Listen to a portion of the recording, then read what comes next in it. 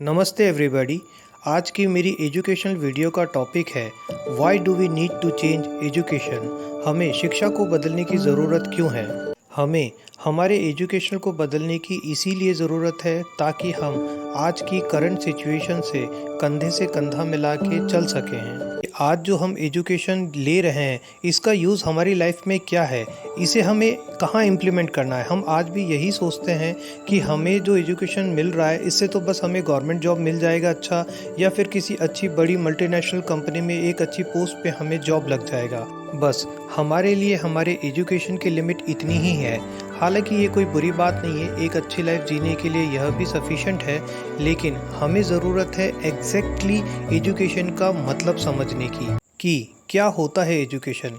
Education का exact meaning होता है डेवलपमेंट। यह डेवलपमेंट खुद के लिए होता है, हमारी सोसाइटी के लिए होता है, हमारे ह्यूमन बीइंग के लिए होता है। एजुकेशन का मतलब है कि आप अपने आप को किस तरह से डेवलप कर सकते हैं, और यह डेवलपमेंट हमारे पूर्वजों द्वारा दिया हुआ ज्ञान, नॉलेज, एक्सपीरियंस हमसे शेयर किया हुआ होता है, जिसे हमें समझना होता है। और एजुकेशन कंप्लीट होने के बाद हम अपना इन्वॉल्वमेंट उसमें दे सकते हैं। हम नए डिस्कवर कर सकते हैं, नया डेवलपमेंट कर सकते हैं, और अपने आने वाली पीढ़ियों के लिए यह नॉलेज संभाल के रख सकते हैं। इसे दूसरे शब्दों में इस तरह से कहा जाता है कि जैसे डेवलप कंट्रियाँ, यूरोपन और अमेरिकन कंट्रीज़ जो डेवलपमेंट करती है, जो नए अचीवमेंट्स होते हैं उन्हें वह पूरे वर्ल्ड में शेयर करते हैं। उसी के अकॉर्डिंग नई नई इंडस्ट्रीज़ ओपन होती है, नई कंपनियां ओपन होती है, और बाकी सारी कंट्रीज़ के जो लोग हैं वो उस अपना एजुकेशन कंप्लीट करने के बाद वहाँ जॉब करते हैं। और ये अचीवमेंट जो होता है ये हमारी कंट्री में बहुत रेयर ही होता है, क्योंकि हम लोग अपने एजुकेशन को करंट सिचुएशन के साथ मैच नहीं कर पाते हैं। तो मैक्सिमम लोगों को ये पता ही नहीं होता कि नया अचीवमेंट क्या हुआ है, नया डेवलपमेंट क्या हुआ है। और यह सारी चीज़ें डिपेंड करती है कंट्री के लीडर्स के ऊपर कि वह अपनी कंट्री को किस तरह का अचीवमेंट, डेवलपमेंट, एजुकेशन देना चाहते हैं। अगर लीडर्स अपनी कंट्री के एजुकेशन को करंट सिचुएशन से अपडेट करते हैं और उसके अकॉर्डिंग ही एजुकेशन कंट्री को प्रोवाइड करते हैं, तो उस कंट्री का डेवलपमेंट काफ़ी जल्दी होता है, क्योंकि वहाँ की पॉपुलेशन को, पब्लिक को करंट सिचुएशन, करंट एजुकेशन का अपडेट मिला होता है। इसीलिए वह नए डिस्कवर और नए अचीवमेंट में काफ़ी ज़्यादा आगे होते हैं। अब मैं आपको एक एग्ज़ाम्पल के तौर पे यह बताता हूँ कि कुछ कंट्रियों में लोगों को यह भी नहीं पता कि हम किस तरह धरती में रहते हैं। जैसे कि ये तो सबको पता है कि धरती गोल है, लेकिन अगर किसी को कहें कि हम धरती में कहाँ रहते हैं, तो धरती के अंदर रहते हैं। और अगर किसी को ये कहो तो धरती गोल है और हम उसके ऊपर रहते हैं, जो कि 15-20 किलोमीटर ऊपर या 15-20 किलोमीटर नीचे तक हम लोग जा सकते हैं और उसके ऊपर रहते हैं। तो उनका दूसरा क्वेश्चन ये है कि हाँ, ये तो मुझे भी पता है, इसमें तो कुछ बड़ा नहीं है। और अगर उनसे यह पूछा जाए कि अगर हम वाकई में जैसे ऊपर रहते हैं, आपको पता है, तो आप ये बताइए कि ऊपर में भी अटलांटिक ओशन है और नीचे में भी अंटार्कटिका है, तो ये तो समुद्र है। तो ऊपर का पानी फिसल के नीचे क्यों नहीं आ जाता, और नीचे का पानी कैसे टिका हुआ है? वो तो गिर जाएगा, क्योंकि किसी भी सरफेस पे, चिकनी सरफेस पे कोई भी वाटर तो टिक नहीं सकता ना। तो वो कहते हैं हाँ यार, ये बात तो सही है, ये तो मैंने कभी सोचा ही नहीं। तो शायद हम वहाँ नहीं रहते होंगे। धरती फ्लैट है और ऊपर से हमारा ऑक्सीजन का कवर है हमारे ऊपर, और उसके अंदर हम रहते हैं। तो पर फिर बोलते कि धरती तो गोल है। हाँ, वो धरती गोल है, लेकिन हम रहते फ्लैट जगह में, क्योंकि वाकई में पानी तो ऐसे सरफेस पे टिक नहीं सकता, वो तो नीचे गिर जाएगा। तो लोगों को ये भी नहीं पता कि ये किस तरह से है। और इसकी वजह है हमारा एजुकेशन, क्योंकि हमें शुरू से जो एजुकेशन दिया जा रहा है वह एक रिदम में ही चल रहा है, उसको हमने अपडेट नहीं किया। हमें ये तो पता है कि नॉर्थ, साउथ, ईस्ट, वेस्ट और ये सारी चीज़ें हमने बनाई हैं, लेकिन अगर आप धरती से बाहर जाओ तो ये सारी चीज़ें वर्क नहीं करती, नॉर्थ, साउथ, ईस्ट, वेस्ट, और इसका क्या मतलब है। तो हम सिर्फ ऐसे ही, हमारी मेंटलिटी ऐसी ही है जैसा हमें पढ़ाया गया, लेकिन उसका इम्प्लीमेंट, उसे प्रॉपर तरीके से हमें समझाया नहीं गया है। और उसके बाद उन सब का जवाब रहता है यार हमें क्या करना है, हमें कौन सा साइंटिस्ट बनना है, इसलिए हमें क्या करना है, हमें इम्पोर्टेंट है नॉर्थ, साउथ, ईस्ट, वेस्ट, बस इसी से इम्पोर्टेंट है। अर्थ के बाहर किस तरह से है, क्या है, ये नहीं हमें पता और हमें करना भी नहीं, हमें जानना भी नहीं है। हमें तो ये है कि जो पढ़ाया गया है उसे अच्छे से पढ़ना है ताकि हमें एक अच्छा जॉब मिल सके बस। और यह सबसे बड़ी प्रॉब्लम है कि हम सिर्फ़ एक लिमिटेड एजुकेशन के साथ लिमिटेड लाइफ में ही रह जाते हैं, जबकि हम इंसान हैं और इंसानों का काम सिर्फ़ जॉब करना, अपने बच्चों को पालना, एक अच्छी लाइफ के लिए स्ट्रगल करना इतना ही नहीं है। हमारा काम है हमें अपने आप को, अपनी ह्यूमैनिटी को डेवलप करना, जो हम नहीं कर रहे हैं लेकिन दूसरी डेवलप कंट्रियाँ ये कर रही हैं और हम उनसे काफ़ी पीछे हैं। इवन हम एजुकेशन के लिए भी जो ट्रेड है, ट्रेडिशन है, वो हम उनसे कॉपी करते हैं। फॉर एग्ज़ाम्पल जैसे कि बहुत सारे फैमिलीज़ में या पेरेंट्स ने अपने बचपन में काफ़ी मार खाई होगी, काफ़ी टीचर से, पेंसिल से, पेन से, इवन डस्टर से, चॉक से, सबसे मार खाई है। मुर्गे बने हैं, बहुत सारा कुछ हुआ है। लेकिन आजकल जब सोशल मीडिया बढ़ गया है और यूरोपियन कंट्री कहती है कि आप बच्चों को मार नहीं सकते और इस तरह से, यह सारा कल्चर हमने भी अपना लिया है। हम भी आज अच्छे स्कूलों में टीचर्स डाँटते या मारते नहीं हैं, लेकिन इस वजह से उनका फ्रस्ट्रेशन बहुत बढ़ गया है क्योंकि बच्चे हैंडल नहीं हो रहे हैं। बच्चों को वो प्रॉपर तरीके से करवा नहीं पाते क्योंकि बच्चे अपनी ही धुन में रहते हैं और जब वो बच्चे बड़े हो जाते हैं, तो वो टीचर्स के साथ मिसबिहेव करना शुरू कर देते हैं। इवन वो सबके साथ, क्योंकि उन्हें पता है कि उन्हें किसी चीज़ का डर ही नहीं है। उन्हें पता ही नहीं कि मार क्या है, डाँट क्या है। तो वो उन्हें लगता है कि हम हर चीज़ ज़िद्दीपने से शुरू करते हैं। तो बात ये है कि जो हमारा एजुकेशन होना था वो प्रॉपर तरीके से तो हुआ ही नहीं। मेरे कहने का ये मतलब नहीं है कि बच्चों को मारना ज़रूरी है, लेकिन बच्चों को किसी न किसी चीज़ का डर होना बहुत ज़रूरी है। उनके माइंड में प्रेशर होना बहुत ज़रूरी है। इवन हम गलत डायरेक्शन में मिल के बच्चों को प्रेशर देते हैं अच्छे परसेंटेज के लिए, कि आप अच्छे परसेंटेज नहीं लाओगे तो आपकी लाइफ ख़त्म, आप कुछ नहीं करोगे, आप मजदूरी करोगे, भीख मांगोगे, इस तरह से करते हैं। और अगर उसके मार्क्स कम आ गए तो उसे मेंटली टॉर्चर अलग तरीके से पेरेंट ने करना शुरू कर दिया।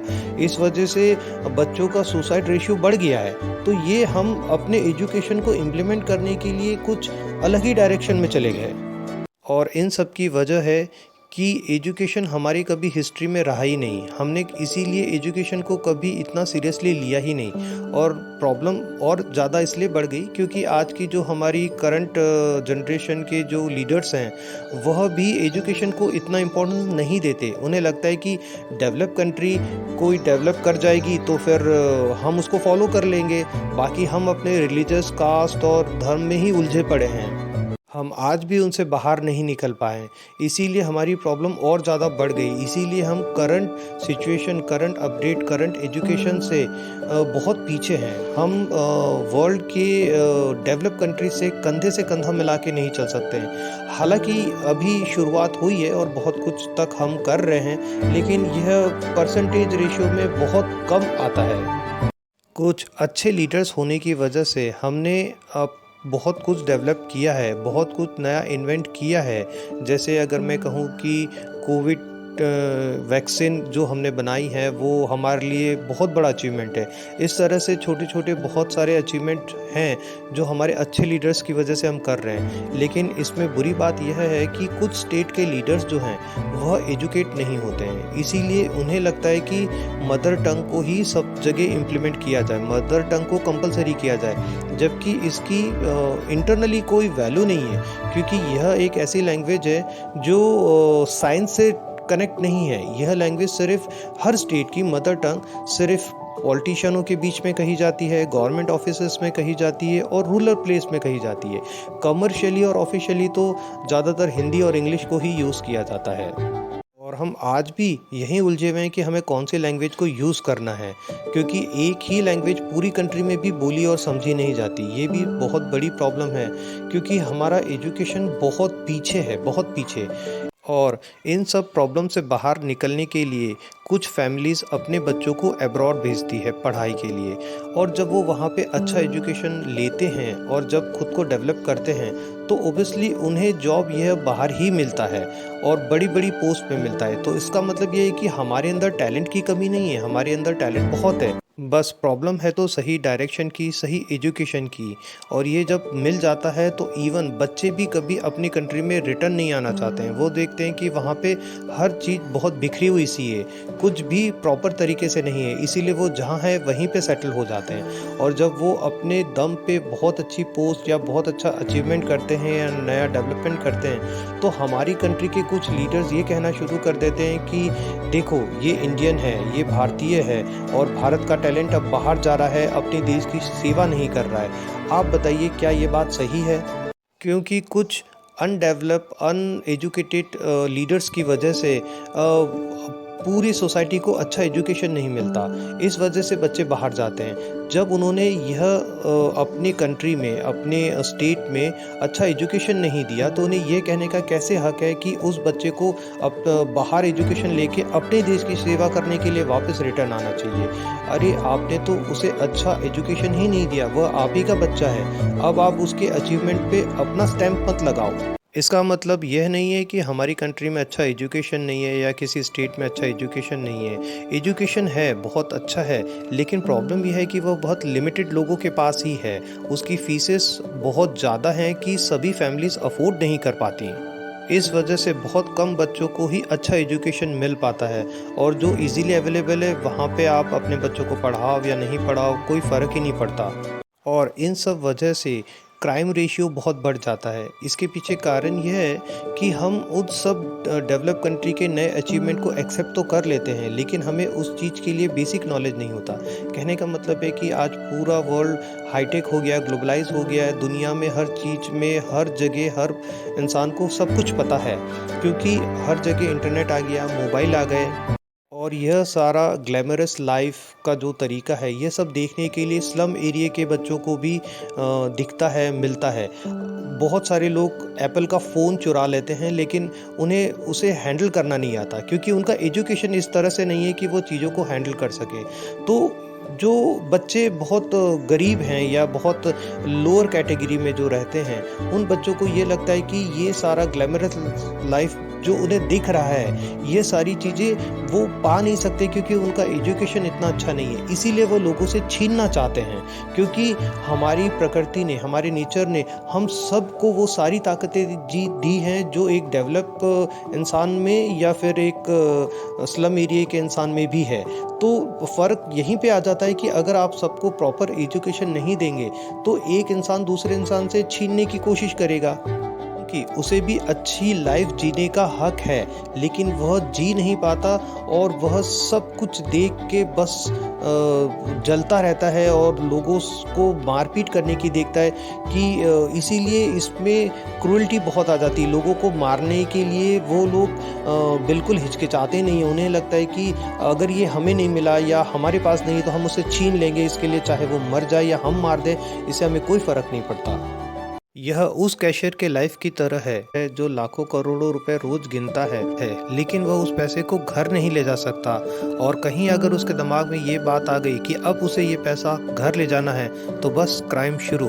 तो उसे वो लालच कहीं ना कहीं खींचने लगता है। और बस प्रॉब्लम इसी तरह की है कि आपको दिखता सब कुछ है, लेकिन आप ले कुछ भी नहीं सकते। बस यहीं से क्राइम मेंटलिटी एक शुरू हो जाती है। तो हम कहते हैं कि हमें क्राइम के लिए ये कानून ला लेना चाहिए तो ये ठीक हो जाएगा, लेकिन हम इस चीज़ को कभी नहीं समझते कि बेसिक चीज़ें सिर्फ एजुकेशन ही हैं। अगर आप हर इंसान को अच्छा एजुकेशन देंगे तो उसकी मेंटलिटी हमेशा अच्छी ही रहेगी।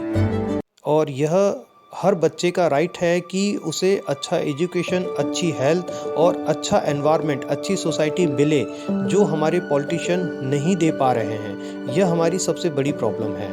वह हमें दे रहे हैं बुलेट ट्रेन, मेट्रो ट्रेन हर सिटी में, लेकिन प्रॉब्लम सिर्फ बेसिक चीज़ों की है कि आज हमारे शहरों में मेट्रो ट्रेन है, बुलेट ट्रेन आने वाली है और बहुत सारे अचीवमेंट आ रहे हैं, लेकिन प्रॉब्लम क्या है? प्रॉब्लम वही है, बुलेट ट्रेन चलती है वही स्लम एरिया के ऊपर से, और रोडें वही टूटी फूटी हैं, रोड ठीक नहीं हो पाई। आज आज़ादी को इतने साल हो गए, लेकिन बेसिक चीज़ें नहीं मिल पाई। लोगों के पास सफिशेंट पानी नहीं है, पीने के लिए अच्छा पानी नहीं है, रहने के लिए अच्छा एनवायरनमेंट नहीं है।